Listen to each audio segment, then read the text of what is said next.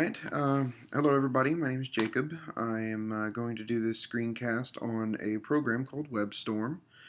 It's an application that I've been using since since about a year into the program, so I'm on my third year now, so I've been using it for about a year.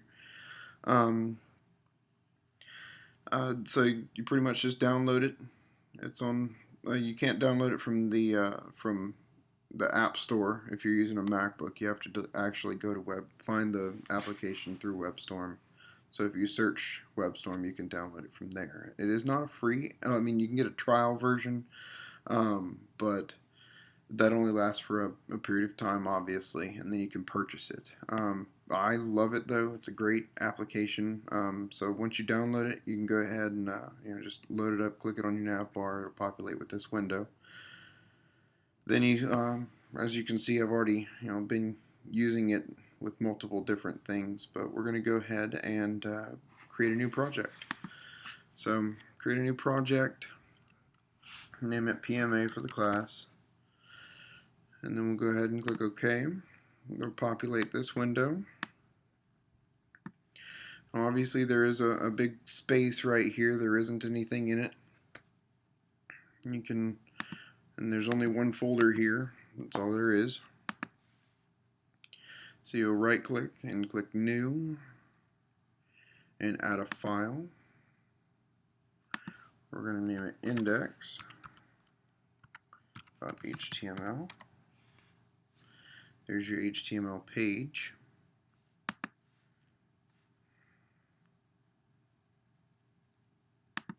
Directory, CSS, do everything in lowercase. Add a new one, directory, JavaScript,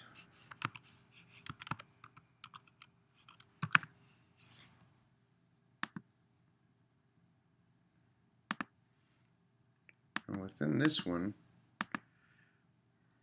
we're going to go ahead and create a JavaScript and call it Java.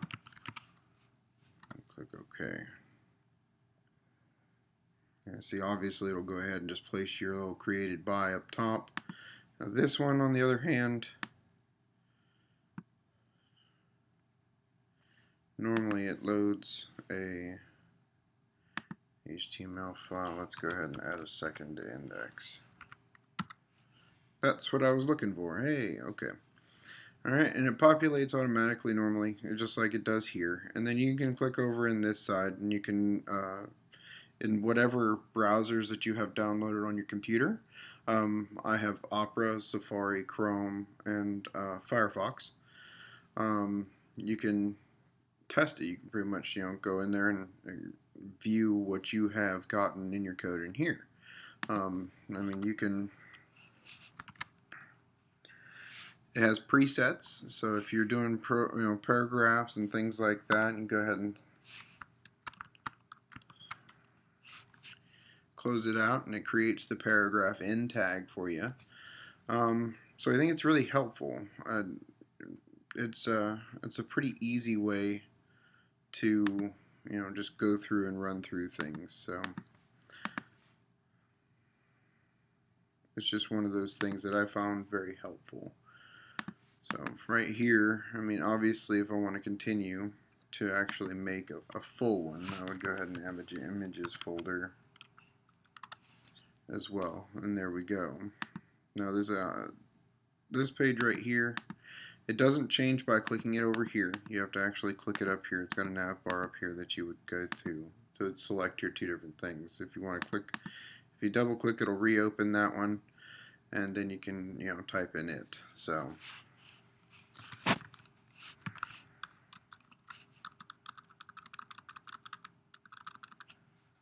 And then obviously whenever you go down through, you can click View, and you can see your different tool windows here. Your structure, you can have your toolbar, your tool buttons, toolbar. It's just based on whatever you want to have it on. It's very customizable. I had mine very simplistic. I just wasn't trying to go, all out. I used it for very basic setups right now. I haven't gotten that much detailed into it, and that's why I'm continuing to use it because I really like this program. So hopefully you all found this little, not necessarily a tutorial, but a little introduction to web storing if you haven't used it before. I do suggest you give it a try, see if you like it yourself, and use it if you want to. All right. Well, thank you all very much for listening. You have a great evening. Bye.